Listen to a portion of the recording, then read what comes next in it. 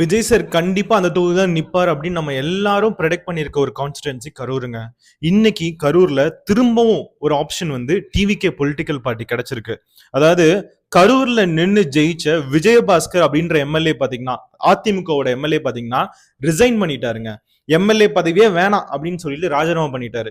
ராஜினாமா லெட்டரையும் வந்து ஸ்பீக்கர் கிட்ட கொடுத்துட்டாரு. ஸ்பீக்கர் அதை சிரிச்சுக்கிட்டே வாங்கின ஒரு போட்டோ நம்ம எல்லாரும் இன்னைக்கு வந்து செய்தித்தாள்ல, அதே மாதிரி நம்ம வந்து இன்னைக்கு மாஸ் மீடியால எல்லாத்தையும் நம்ம பார்த்துட்டு இருந்திருப்போம். இதெல்லாம் ஒரு பக்கம் நடந்துட்டே இருக்க பாத்தீங்கன்னா, இன்னைக்கு வரையும் ஏஐஏடிஎம்கேல அதிமுகல பாத்தீங்கன்னா 6 எம்எல்ஏ பாத்தீங்கன்னா ரிசைன் பண்ணிட்டாங்க. அதாவது பை எலெக்ஷன் வரும், சில நேரம் வந்து அவங்க ஜெயிலுக்கு போயிருவாங்க கரப்ஷன்னால. அதாவது இந்த எலெக்டட் பீப்புள் எம்எல்ஏஸ் இவங்க மாதிரி ஆள்லாம், பொலிட்டிக்கல் பார்ட்டி லீடர்ஸ் எல்லாம் பாத்தீங்கன்னா, இல்லாட்டி வேற ஏதாவது ஒரு விஷயம் நடக்கும், ஆக்சிடென்ட் ஏதாவது ஒரு விஷயம் நடந்தா வந்து திரும்பவும் எலெக்ஷன் நடக்கும். ஆனா இன்னைக்கு வந்து தமிழக வரலாற்றுல பாத்தீங்கன்னா வந்து அவங்க எம்எல்ஏ பொசிஷனையே வந்து ரிசைன் பண்ணிட்டு வேற ஒரு கட்சியில இருக்க ஆர்வத்தினாலையும் அந்த ஒரு மோகத்தினாலையும் அடுத்த கட்சிக்கு வந்து தவறாங்க. எம்எல்ஏ அடுத்த வாட்டி ஆகுவாங்களா யாருக்கும் அந்த ஒரு ஒரு நிரூபணமா சொல்ல முடியாதுங்க, உறுதியா சொல்லவே முடியாது. ஆனா இருந்தாலும் பரவாயில்ல, எனக்கு சந்தோஷம் என்ன தெரியுமா, டிவிக்குள்ள போறதுதான் அப்படின்னு சொல்லிட்டு 6 எம்எல்ஏ இன்னைக்கு வரையும் ஜூன் 29 2026 வரையும் ஏடிஎம்கேல இருந்து மட்டுமே பிரிஞ்சு போயிருக்காங்க. ஸோ ஏடிஎம்கேல பார்த்தீங்கன்னா ஆல்ரெடி 47 சீட் இருந்துச்சு, இன்னைக்கு வந்து 41 சீட்டு தான் இருக்கு. அதே மாதிரி முக்கியமா எல்லாரும் எதிர்பார்த்த ஒரு தொகுதி கரூர் தொகுதியில பார்த்தீங்கன்னா இன்னைக்கு வேகன்சி வந்திருக்கு. இன்னைக்கு பை எலெக்ஷன் வந்து கொஞ்ச நாள்ல வந்து அதாவது அறிவிக்க போறாங்க. இந்த அறிவிக்க போற இந்த நேரத்தில் பார்த்தீங்கன்னா திரும்பவும் தமிழக அரசியல் களம் சூடு பிடிச்சிருக்கு. ஒரு பக்கம் பார்த்தீங்கன்னா டிவிகேயோட electricity minister CTR Nirmalkumar sir என்ன சொல்றாரு தெரியுமா? இன்னைக்கு காலையில கூட என்ன பண்றாங்க, ஏடிஎம்கேவும் டிஎம்கேவும் 2 பேரும் சேர்ந்து ஆட்சி அமைக்கிறதுக்கு முயற்சி பண்ணிட்டே இருக்காங்கன்னு ஒரு அலிகேஷனையும் வச்சிருக்காரு. இதெல்லாம் எந்த அளவு உண்மை? இன்னொரு விஷயம் என்னன்னா, ஏடிஎம்கே பொலிட்டிக்கல் பார்ட்டி இன்னைக்கு எந்த நிலைமையில இருக்கு, வேற என்னென்ன பிரச்சனைலாம் இருக்கு, 6 பேர் ரிசைன் பண்றாங்கன்னு சொல்லிக்கலாம். 6 பேர் யாரு, எந்த தொகுதிக்காரங்க, ஏன் ரிசைன் பண்ணாங்க, இன்னைக்கு எந்த பொலிட்டிக்கல் பார்ட்டியில இருக்காங்க அப்படின்றதை இந்த வீடியோல தெளிவா பார்க்க போறோம். இந்த வீடியோவை முழுசா பாருங்க. இந்த வீடியோவை லைக் பண்ணுங்க, நம்ம சேனலை சப்ஸ்கிரைப் பண்ணுங்க.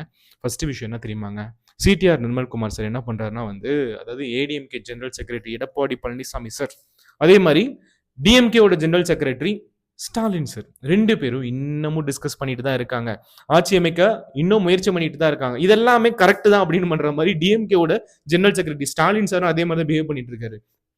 ஒவ்வொரு வாட்டியும் வந்து பிரஸை மீட் பண்ணும்போது, ஒவ்வொரு வாட்டி கல்யாணத்துக்குள்ள போகும்போது என்ன பண்றாருன்னா வந்து வேற ஒரு கல்யாணத்துல போயுமே வந்து அரசியல் வந்து பேசுறதா இன்னைக்கு தமிழகத்துல ரொம்ப ஃபேமஸ் ஆயிட்டு இருந்திருக்கு.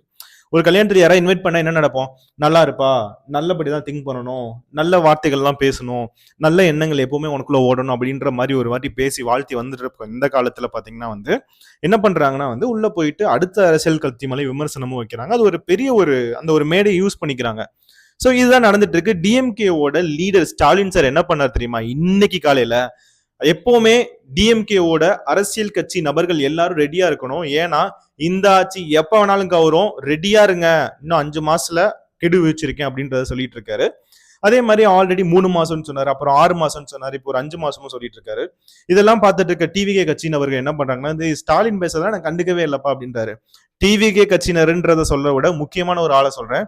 வன்னியரசுன்னு சொல்லிட்டு விசிகால இருந்து டிவிகேல ஜாயின் பண்ணாரு இல்லையா, இன்னைக்கு மினிஸ்டராகவும் இருக்காரு. வன்னியரசு சாரே சொல்லியிருக்காரு என்னன்னா வந்து, ஸ்டாலின் பேசுறத பேசிட்டே இருக்கட்டும், அவர் சொல்றதுனால நாங்க கண்டுக்கிறது இல்லை அப்படின்னு சொல்லியிருக்காரு. சோ இது வந்து ஒரு பக்கம் போயிட்டே இருக்குங்க. ஆனா இந்த 6 எம்எல்ஏ இன்னைக்கு ஏடிஎம்கேல இருந்து பிரிஞ்சு வந்து இன்னைக்கு பாத்தீங்கன்னா வந்து அவங்க வேற ஒரு கட்சி, அதாவது ஒரு சில எம்எல்ஏ வந்து 4 எம்எல்ஏ டிவிகேல ஜாயின் பண்ணாங்க, ஒரு எம்எல்ஏ ஹோல்டில் இருக்கு, இன்னொரு எம்எல்ஏ இன்னைக்கு தான் பண்ணியிருக்காங்க, மேபி இன்னும் 2-3 நாள் வேணா தெரியலாம். அதே மாதிரி SP Velumani sir, CV Shanmugam sir already ரொம்ப பெரிய கழகத்தை பண்ணி விட்டாங்க, ஆரம்பிச்சு விட்டச்சதே அவங்க தான். ஆனா அவங்களும் பாத்தீங்கன்னா வந்து திரும்பவும் ஒரு பூஸ்ட் பண்ணியிருக்காங்க. திரும்பவும் அவங்க வந்து ஒரு கழகத்தை உண்டு பண்ணிட்டு இருக்காங்க கட்சிக்குள்ளேயே இருந்து. ஸோ இன்னைக்கு ஏடிஎம்கே நிறைய சுக்குநூறாக உடஞ்சிட்டு இருக்கு. உண்மையாலுமே இது எல்லாத்துக்கும் மேல பாதிக்கப்படுறது வந்து ஏடிஎம்கேவோட உண்மையான தொண்டர்கள் தான். இது வந்து இன்னைக்கு வந்து டிவிகே பொலிட்டிக்கல் பார்ட்டி இருக்குல்லங்க, விஜய் சாரோட பொலிட்டிக்கல் பார்ட்டி வந்து சினிமால இருந்து வந்திருக்காரு. இன்னைக்கு அவர் வந்து இந்த அரசியலுக்கு வரலாதுக்கு முன்னாடியே பாத்தீங்கன்னா வந்து நிறைய மக்களுக்கு அவரை பிடிக்கும். கேரளால பிடிக்கும், கர்நாடகால பிடிக்கும், ஆந்திரால பிடிக்கும், இதெல்லாம் இருக்கும். அதே மாதிரி தாங்க எம்ஜிஆரும். இப்போ இந்த எம்ஜிஆர்ன்ற ஒரு ஃபேஸ்க்காக மட்டும், ரெட்டலைன்ற ஒரு சின்னத்துக்காக மட்டும் இன்னைக்கு வரையுமே வாக்களிக்கிற நிறைய மக்கள் இருக்காங்க. அவங்களுக்குலாம் இந்த கட்சியோட நிறுவனர், அதாவது வந்து எம்ஜிஆர் பாத்தீங்கன்னா வந்து இன்னைக்கு அவர் இருந்தாருன்னா ஒரு மிகப்பெரிய ஒரு ஷாக் அவருக்கு இருந்திருக்கும் இல்லையா. அது கண்டிப்பா இந்த நிலைமை கொண்டு வந்திருக்க மாட்டாரு. ஆனா என்னன்னா, அதாவது இன்னைக்கு எல்லா மக்களும் அதெல்லாம் வந்து அந்த காலத்துல இருந்தே கூட இருக்க நெறைய மக்கள் பார்த்தீங்கன்னா, அவங்களுமே பிரிஞ்சு போயிட்டு இருக்காங்க. எல்லாமே பார்த்தீங்கன்னா, வேற ஒரு கட்சி, இந்த கொள்கைக்கு எதிர்மாறான கட்சி. 59 வருஷம் நான் எதிரிப்பா, நீ என்னோட எதிரி டிஎம்கே, ஏடிஎம்கே எதிரிப்பா அப்படின்ற வந்து ஒரு கொள்கை ரீதியான இந்த கட்சி எதிரி கட்சிகள் பார்த்தீங்கன்னா, ஒண்ணு சேரணும்னு நெனச்ச ஒரே ஒரு காரணத்தினால தான் இவ்ளோ பிரச்சனைங்க. அதே மாரி 2வது விஷயம் நான் என்ன நெனைக்கிறேன்னா வந்து, இந்த 6 எம்எல்ஏ சொன்னதும் கூட, எல்லாருமே சொல்றது கூட, என்னன்னா கட்சியோட மேலிடம் பார்த்தீங்கன்னா வந்து ஒரே ஒருத்தர் கையில இருக்குன்ற மாரி எனக்கு தோணுது. ஸோ இதெல்லாம் இருக்கட்டும். நம்ம வந்து கன்டென்ட்குள்ள இன்னும் சீக்கிரமா போயிருவோம். டைரக்ட்டா போயிருவோம். ஃபர்ஸ்ட் எம்எல்ஏ யாருன்னு பார்த்தீங்கன்னா, கே.எம். மரகதம் குமரவேல். இவங்க வந்து மதுராந்தகம், செங்கல்பட்டு கிட்ட இருக்க Madurantakam constituency. First MLA to resign இவங்க தான். 2வது ஜெயக்குமார். இவங்க வந்து பெருந்துறை தொகுதி. ஈரோடு கிட்ட இருக்கிறது. அதே மாரி சத்யபாமா இவங்க வந்து தாராபுரம் தொகுதி. நமக்கு திருப்பூர் கிட்ட இருக்கிறது. எஸ்.ஏ.கே. சுப்பையா இது வந்து அம்பாசமுத்திரம் தொகுதி. திருநெல்வேலி கிட்ட இருக்கிறது. அடுத்து வந்து ட்விஸ்டிங்கான ஒரு புதிய தொகுதி என்னன்னு பார்த்தீங்கன்னா வந்து, எம்.ஆர். விஜயபாஸ்கர். இவரு பார்த்தீங்கன்னா, கரூர் தொகுதியில ஜெயிச்சவரு. ரொம்ப பெரிய வித்தியாசம் கிடையாது. அதாவது கரூர் தொகுதியில ஆல்ரெடி பார்த்தீங்கன்னா வந்து, இவரு ஒரு அதாவது முக்கியமான ஒரு ஆள். ஓகேவா? அவர் இருந்தார் இல்லையா? ஸோ அவருகிட்ட பார்த்தீங்கன்னா, இவரு வந்து 1700 சீட்டு தான் வந்து அதாவது அது அமேற்றத்துல வந்து ஜெயிச்சிருக்காரு. சி. விஜயபாஸ்கர் புதுக்கோட்டை தொகுதி. இதுதாங்க. இந்த ஒரு எம்எல்ஏஸ் தான். இதுல பார்த்தீங்கன்னா, 4 எம்எல்ஏ பார்த்தீங்கன்னா வந்து டிவிகேல ஜாயின் பண்ணாங்க. ஃபர்ஸ்ட் வந்து என்ன பண்ணுவாங்கன்னா, அதாவது கீழ ரிசைன் பண்ணுவாங்க. மேல போய் ஜாயின் பண்ணிருவாங்க. இந்த மாரி ஒரு விஷயம் நடந்துட்டு இருந்துச்சு. இதுதான் இன்னைக்கு வந்து ஏடிஎம்கேல ரிசைன் பண்ணுவாங்க. இன்னொரு விஷயம் என்னன்னா, எஸ்பி வேலுமணி சார் அவரு வந்து ரிசைன் பண்ணலான்னு இருந்தாரு.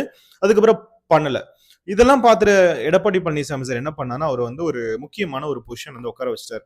Deputy general secretary. General secretary தான் ஒரு கட்சியில மேலிடம். இன்னைக்கு வந்து அதாவது எஸ்பி வேலுமணி சார் வந்து டெப்யூட்டி ஜெனரல் செக்ரட்டரியா இருக்காரு.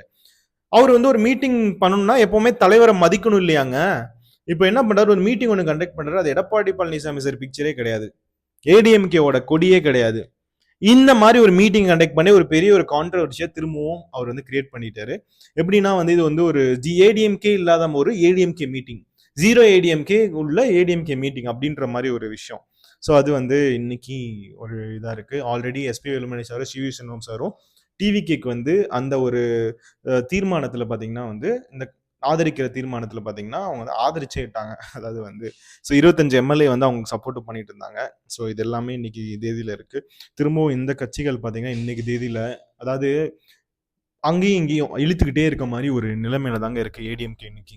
ஸோ ஏடிஎம்கே என்னைக்கு இத மீண்டு வரும்? நீங்க என்ன நினைக்கிறீங்க? இந்த ஒரு விஷயத்த வந்து உங்கள்ட்ட கண்டிப்பா சொல்லணும் அப்டின்றது தோணுச்சு. அதுக்காக தான் இந்த ஒரு வீடியோ. விஜயபாஸ்கர் சார் கரூர் தொகுதியிலருந்து ரிசைனும் பண்ணிட்டாரு.